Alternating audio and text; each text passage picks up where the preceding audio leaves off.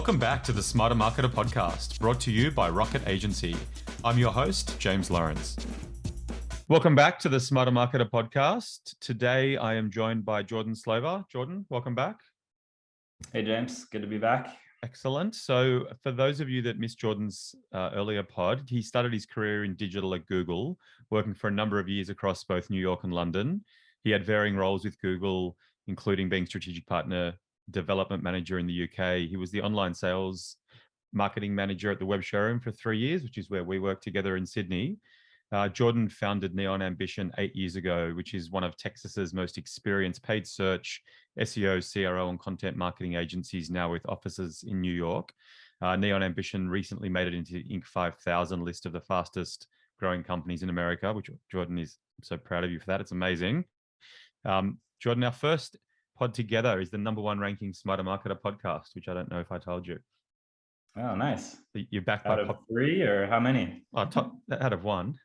No, out of many now. So you're back by popular demand.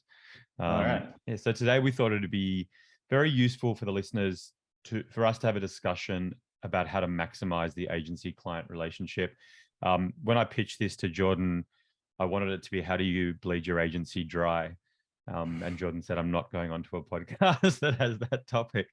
But I think that's the first point to me, which is, I think I wanted to phrase it as to how to get the most out of your agency, or how to maximize performance. And I guess that we're talking about it before we recorded. We don't want that to be taken as, how do you make your agency an order taker, or how do you get your agency to work 60-hour weeks for you? I guess let's talk about that to start with, Jordan. Yeah, I just didn't want it to be like how to push the scope and push the boundaries of the agreed upon client relationship. I wanted it to be more of, how to have the best relationship with your agency and what that looks like.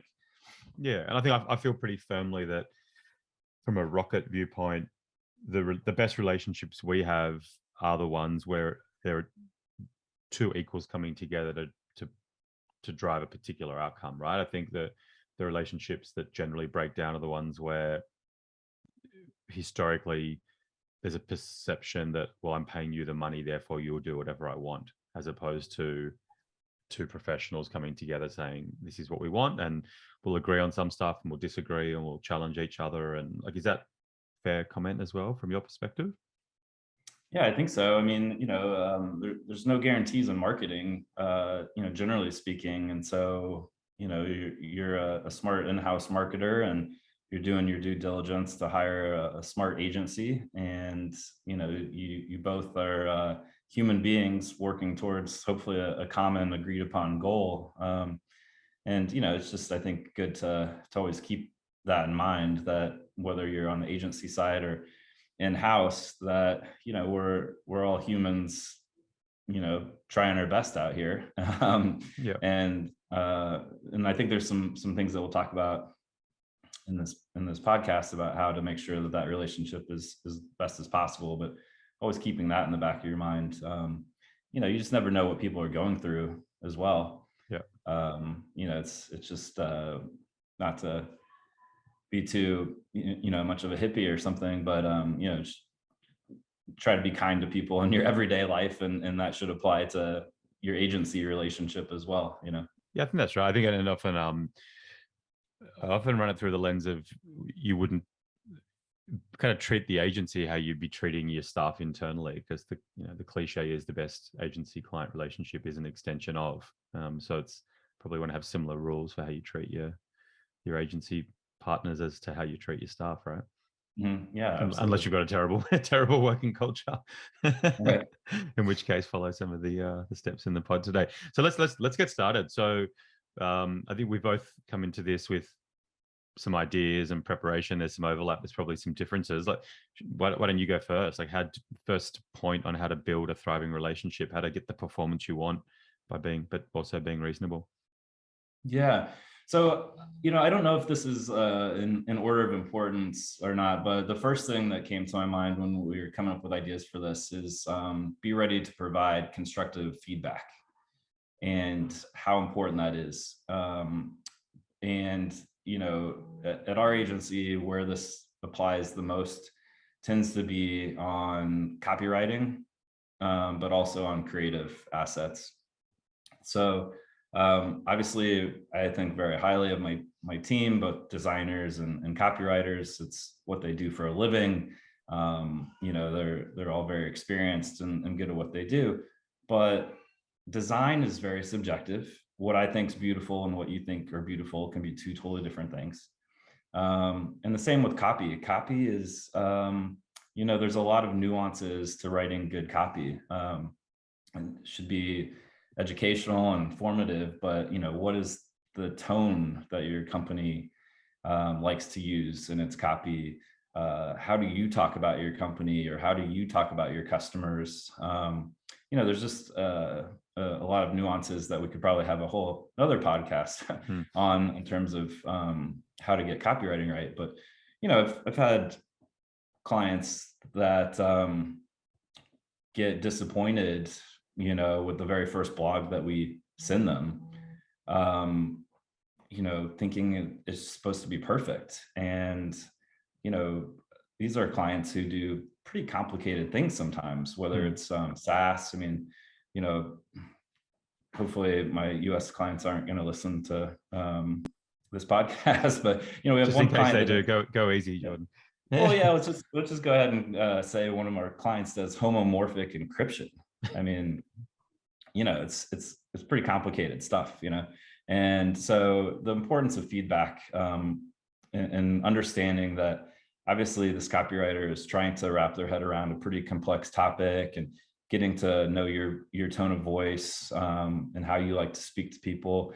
It's not going to be perfect the first time, and you just have to be ready to approach giving feedback with a kind voice, coming back and saying, this is crap, doesn't help us. Yeah.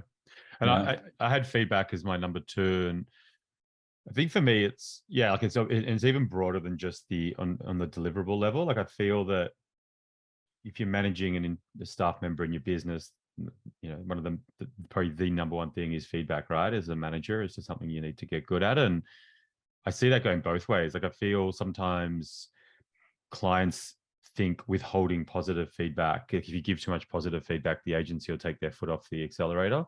And it's just not what happens. If you feel something is good, or you think a particular member on the agency side is doing a great job, send that feedback across, because I guarantee you it will only make the team want to work harder for you. Yeah, totally. And we get unsolicited feedback from a client, and it gets sent around the whole agency, right? And everyone feels lifted and motivated. And I think the constructive feedback is the same. And sometimes I find it's almost the other way, which is a lot of marketers we're generally dealing with pretty nice people, right? They're sensitive, they're kind most of the time, and often they don't give the feedback. Like, I almost feel that they'll shy away from it, thinking, hey, if I don't give the feedback about the complex blog content, or about performance not being where I need it to be, or about this monthly report always coming on the 7th day of the month when I need it by the 5th, then kind of resentment builds, and then suddenly, you don't hear about it, and there's a cancellation in 6 months' time. Like, for me, it's, you've got to give constructive feedback. Hey, this isn't working. What are some things we can do about it? As well as, you guys are actually doing a great job in all these areas. Like, for me, it's very similar to managing a team member. And in doing that, you will shape the way the agency behaves towards you and towards your account. Because not all clients are the same, right? Where some clients don't care about monthly reporting, but care a lot about performance. Others all they care about is performance, and monthly reporting, well, that can come within the first 3 weeks of the end of the month. Like, it's kind of, it's pretty fundamental. Would you agree on that as well? Yeah. I mean, there's a lot there. I think, take your average agency account manager, maybe has 6, 7, 8 accounts they work on. They're going to prioritize clients probably by client spend, if their agency owners ask them to do so, which is quite common. But if you got 2 clients that are spending about the same amount, one's super nice and gives really helpful feedback, and the other is always a jerk. I mean, you know who they're gonna spend a little bit more time on, or who they're gonna answer first. It's just the Being reality. Like it's because I think reputable agencies will always fulfill their contractual obligations, right? Like, if you're meant to get these outputs, you'll get them. But then there's kind of a lot of deviance in terms of the depth of that, or the speed with which it gets turned around, or that little extra round of changes that technically probably shouldn't be there, but you're happy to knock it over to make the client super happy. Like they're the types of things we're talking about, right?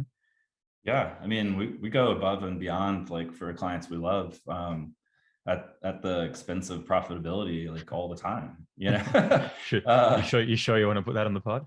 well, I mean, maybe not all the time, but, it happens, right? Like, "Hey, this is over scope, but, what do you think?" Like, "Oh, let's just do it." Like, they're the best, you know? Yeah, Client's a jerk, like, it's gonna be a change order every time, you yeah, know? 100%. So that, yeah, I had feedback on there as well. Um, the first point that I had was to agree on success and kind of only worry about that, which to me is kind of KPIs, that North Star metric. I feel that sometimes the relationships that break down, or the ones that kind of don't feel harmonious or aren't getting our best work, are the ones where we're not on the same page. Like I feel and that doesn't always mean, like we're both in digital marketing, it doesn't always mean a strict performance number. Often it does, but I think we need to know what do you actually, what's the outcome we're looking for here? And if we know that it's, ROAS within Google Ads, or it's traffic or conversions in organic search, or if it's just something probably a little bit softer in terms of content, but knowing where we're going, we just stick to it. When I think often if it's a vague, we're doing these 4 channels and we're looking at 20 different metrics every month, and that's when we are starting to get caught up in terms of, I don't like the look of that landing page, or that copy's not quite right. When if we all agree that on what a certain metric or metrics are, I think it can often take a lot of the friction away from the relationship and make it a bit more objective. That'd be my kind of, but actually that is my number one, which is if we know exactly what we're looking for, often it helps both sides get there. Yeah. I mean, at Neon Ambition, before we start with a new client, I have an internal kickoff meeting with my team where I bring them up to speed on everything I've learned in the sales process. And here's everything I know about them. Here's everything I know that they want to accomplish. Here's what we're doing. I bring everyone up to speed as much as possible. So when we have the actual client kickoff call, they're not walking in cold, so to speak. Yeah. But I wonder, like, how many of our clients have an internal kickoff meeting before they start with us to align on, okay, why did we hire this agency? Because maybe it was one person leading the agency selection, process, but then all of a sudden there's 3 people on the call from the client side on the kickoff.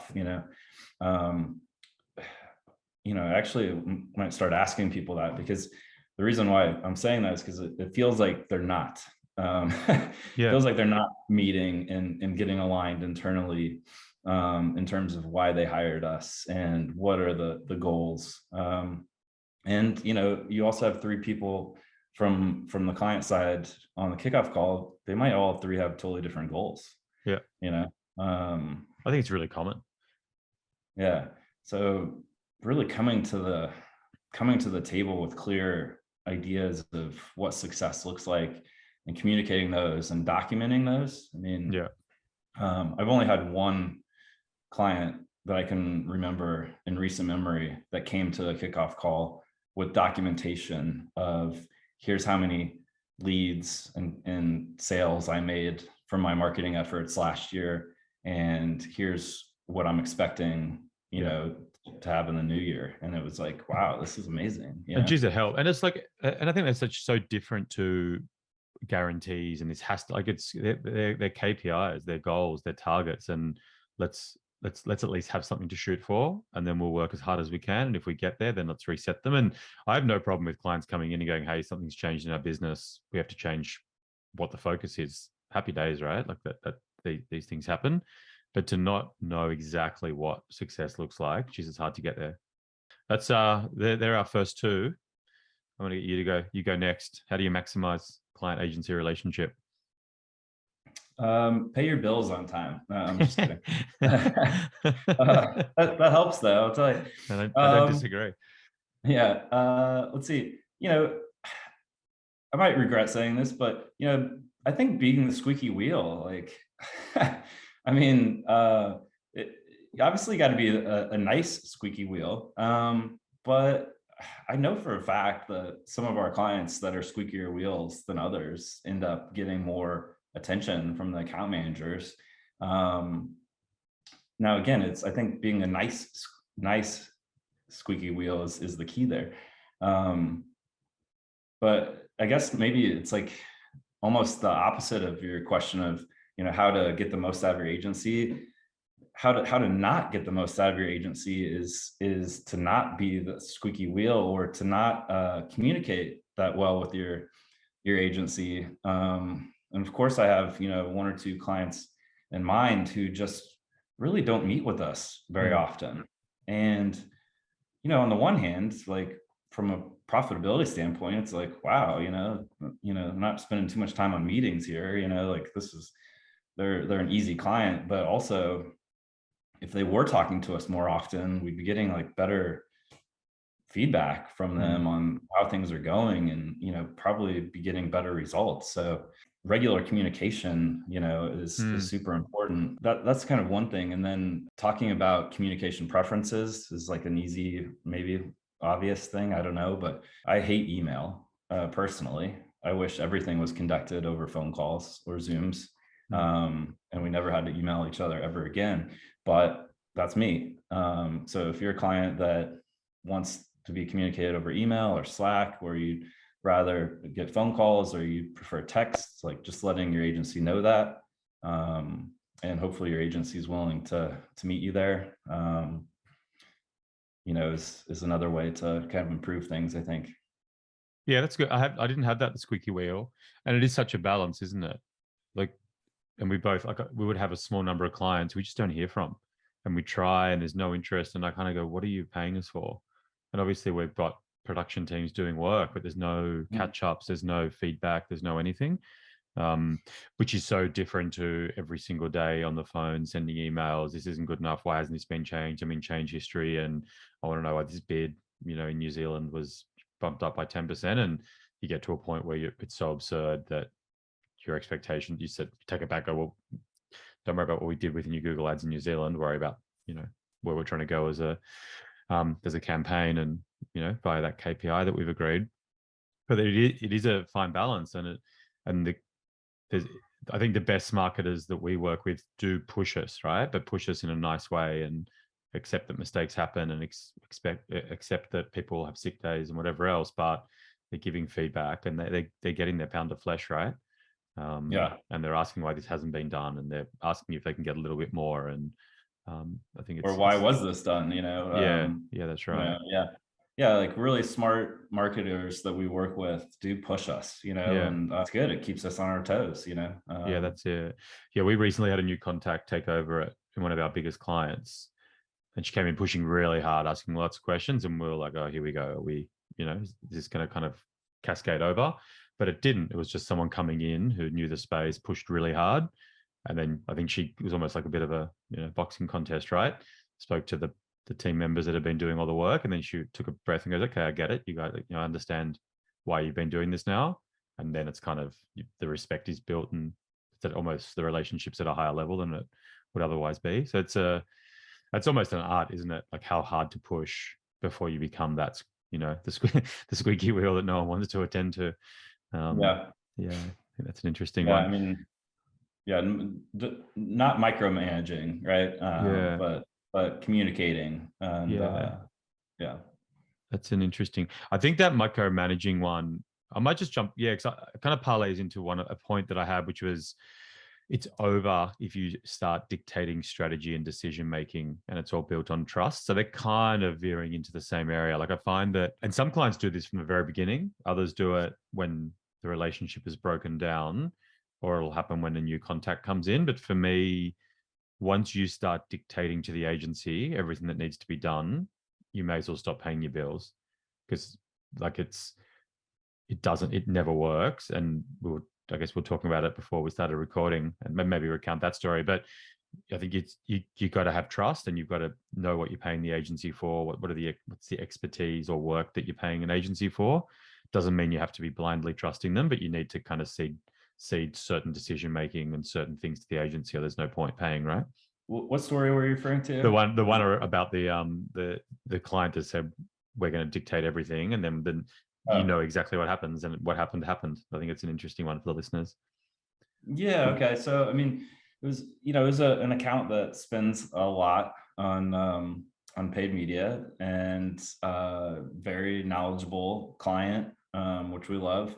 And, I think came in a bit untrusting of agencies. They had done things in house, and admittedly weren't excited about hiring an agency, but had someone leave and were in a pinch and needed an agency. And we came in and they kind of were dictating how they wanted things done. And it's like, okay, we can do that. But you're really not getting the most out of us. We've got ideas, and they just really wanted us to be monkeys, pulling the levers they told us to do that. And so we did for a time.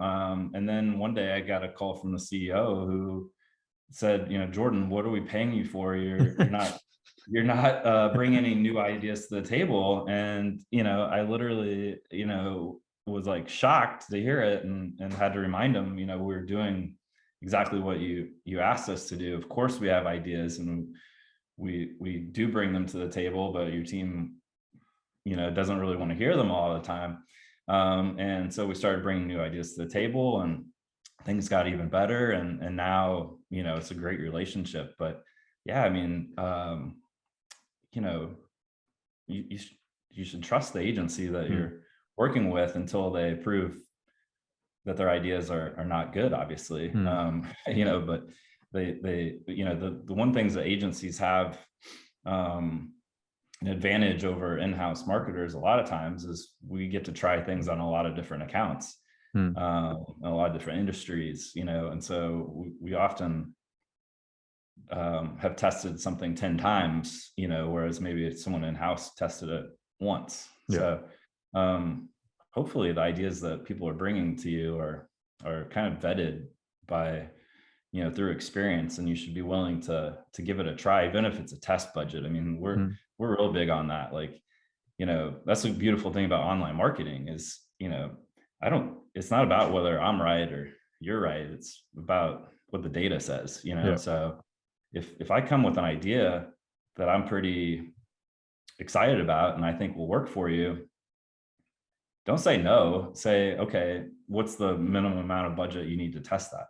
Yeah. And let it get tested at least, and if you're not willing to test, then yeah, what are you paying an agency for? Yeah, that's it. Yeah, trust is massive. The next one I had is transparency. I often find like one of the benefits of in-house over agency is the knowledge of how the business is tracking, how sales are tracking, what the product's doing, product roadmap, whatever else. And I often find that the relationships that break down are the ones where the client isn't being transparent with us as much as they should. And that can relate to a whole bunch of different things. Like for me, it's just give us updates about what's happening in your business. Is revenue up? Is revenue down?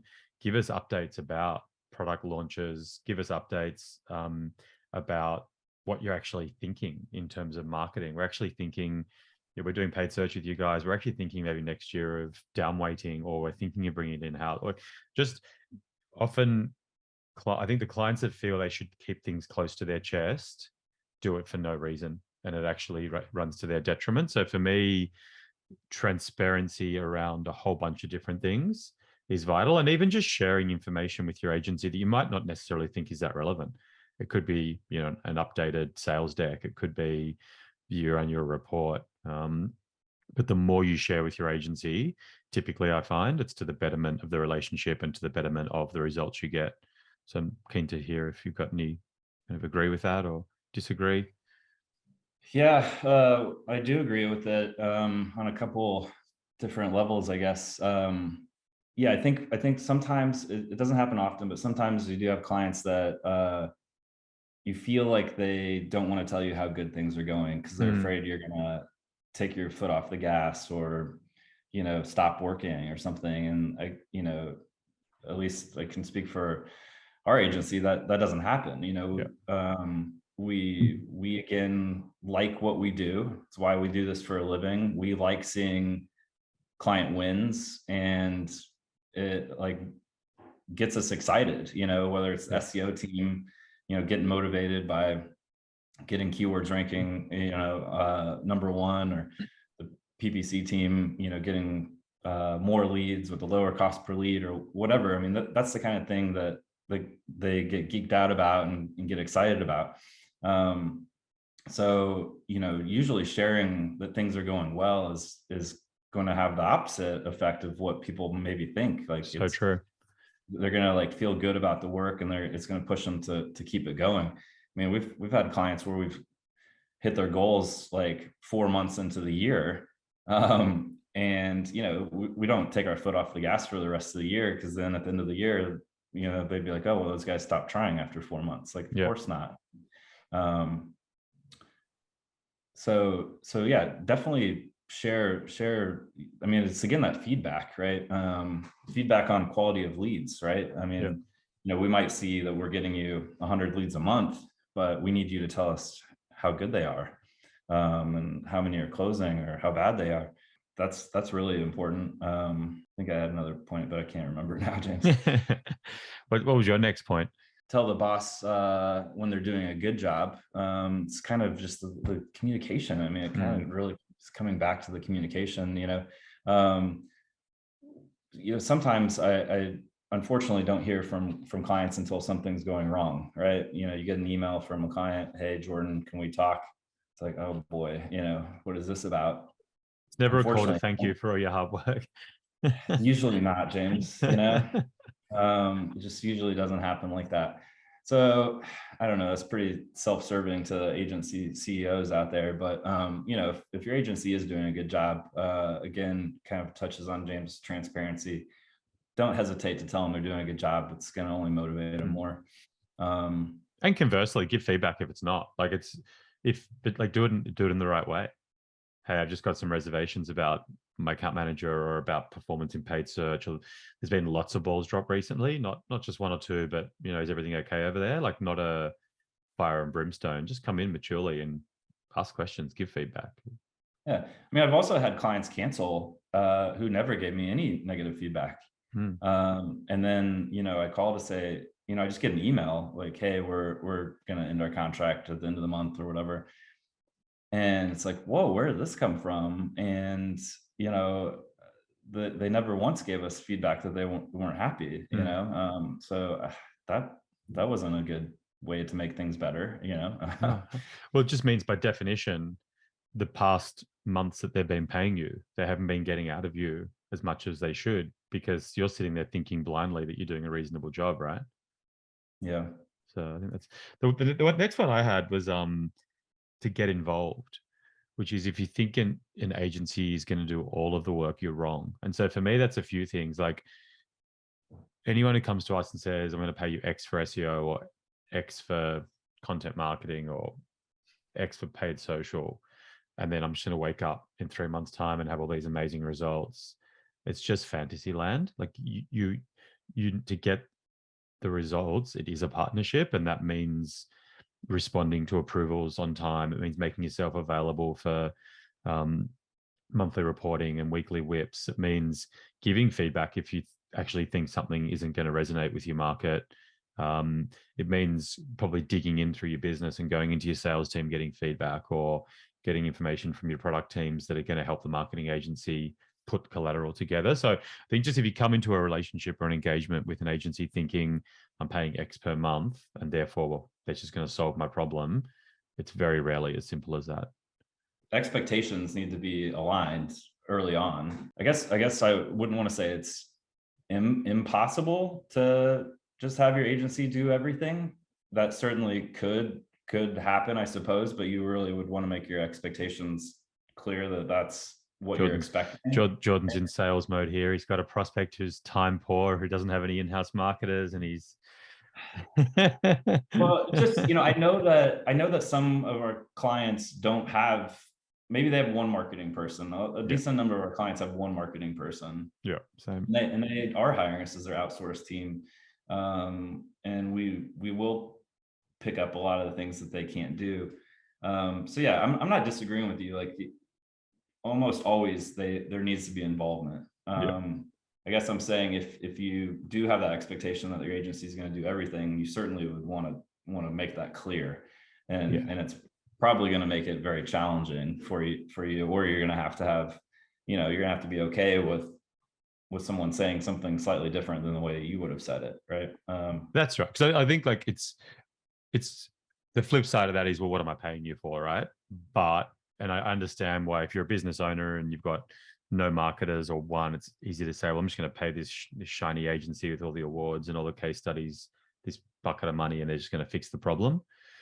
But I Yeah. find that unless you're willing to come to the table to some level, like obviously, whatever the agency's doing, they've got to go off and do. But just this kind of head in the sand, I'll just check back in a month's time and it's all going to be fine, because the blog article isn't going to be perfect in terms of the subject matter that you speak of, and access to the website won't quite have been as easy as as you thought it might be. And I don't know, I think it is generally, to me, is a two-way street. Sometimes like a good agency will probably challenge you in terms of how you operate your business, even to a certain degree, in terms of like messaging work and trying to differentiate a client from its competition.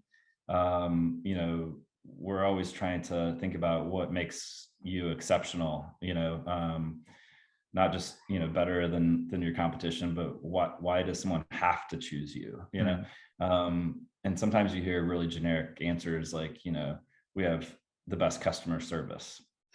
It's like, how? Prove it. Do you respond to all inquiries that you get on your website within 24 hours? Great. So does everyone. Can you change that to say you'll get back to everyone who inquires on your website within 5 minutes?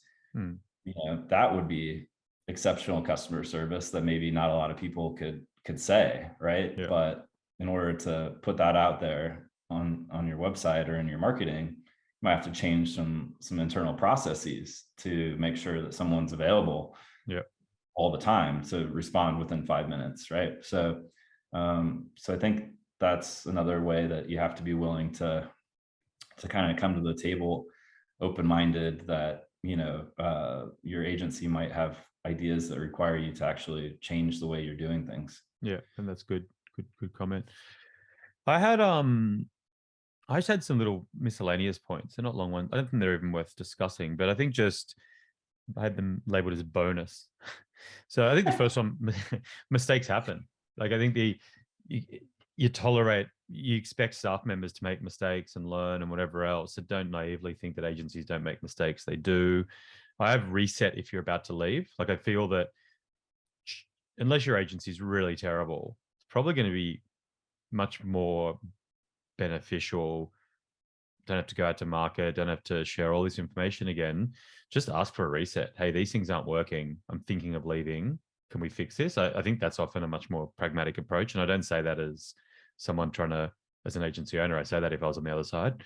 And the next two kind of interrelate: socialize and then be human. I think that's what you said at the beginning, which is treat your agency partners as we would treat our clients, as humans, right? You have good days, you have bad days, you have stuff going on in your personal life, and then socialize. I think often you kind of touched on it earlier when you said that you guys are going that extra step because you literally love the client and they're good people. I think try to, and you can have a different tolerance, and different people operate in different ways, and not everyone wants to go out for the long lunch, or you might have clients on the other side of the country. But I think just being social and trying to act as human beings coming together will, to me, often be quite positive in driving results.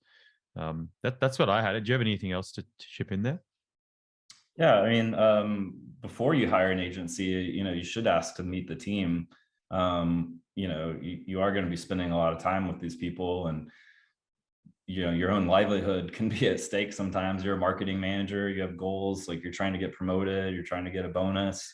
The success of the relationship with agency is going to maybe play a big part in whether you achieve those big goals that have impact on your family. So certainly I advise people to meet the people that are going to be assigned to their account before they sign off, to make sure you like these people, first of all. And then one thing that you said about resetting is, we got a whole team of account managers. It's certainly happened in the past where personalities just weren't a good fit. And, it kind of became apparent pretty quickly that these two people just aren't communicating well together. And we switched account managers, and it really improved things, and it wasn't because the other person was a bad account manager. Just, sometimes like personalities just don't click, right? So 100%. And that's the transparency feedback thing. Like, don't sit there going, oh, I don't like this person, don't like this person, I'm going to leave. Just give the feedback, like, to the person who introduced you to the business or to the agency owner. Just say, hey, I'm struggling with this. I think it might be a personality thing. Have you got any solutions? Because if not, I'll probably leave. And 9 times out of 10, it'll get resolved. And you'll probably actually feel better about the entire engagement, because you go, I had a problem, it got resolved. These guys actually care about me. Yeah. Well, one other thing is, as agency owners, we know that it's harder to win a new client than it is to keep an existing one, right? Yeah. So if you're an in-house marketer, you should absolutely know that as well, and know that if things aren't working, we want to fix it just as badly as you do. It might not be our business, but it is our business. Like, you're our client, you're paying for our livelihood. So we should be caring about your success as much as you do. And I do believe that we do almost always, right? And so, yeah, I mean, if you come to an agency owner and say things aren't working, what are we going to do about it? A good agency owner is going to try their damnedest to figure it out. That's it. And if they don't, well, it just validates your decision to leave, right? It's kind of there's no downside, except for maybe what you think is a difficult conversation, which probably isn't difficult anyway. Yeah. Yeah. Cool, man. Okay. I've been making some notes here just to summarize. I think for agreeing on goals, giving lots of feedback, positive and constructive, be the squeaky wheel, in brackets, not too squeaky, transparency, getting involved, trust, pay on time, and then a whole bunch of little ones. But I think there's definitely some good stuff in there. I think it's if you followed these themes, I can't think you're gonna get a worse relationship and worse performance from the agency client relationship. Yeah, well, I hope it's helpful. We all want to have the best relationship with our clients as we possibly can, so gosh, I mean, bonus topic is, Here we go. try and learn about the people at the agency. Like I encourage my team members to take note of birthdays and kids' names, and what sports do they play, and again, like try and you said socialize and be human earlier. So I guess encouraging clients to do that as well, because we're all just here trying to do the best we can. Good man. Jordan, thanks for coming back onto the Smarter Marketer podcast. No problem. Thanks for having me.